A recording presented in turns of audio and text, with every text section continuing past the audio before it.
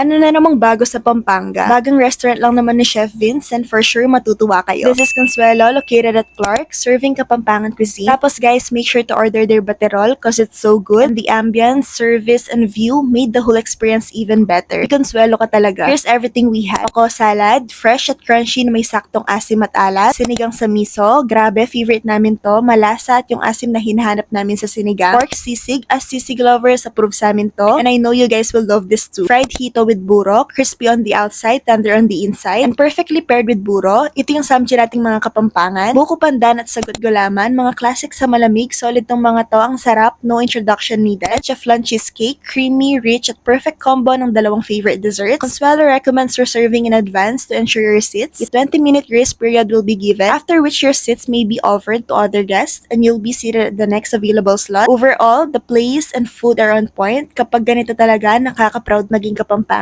Kaya tara, Consuelo. So this is Sam. Remember to make the most out of it.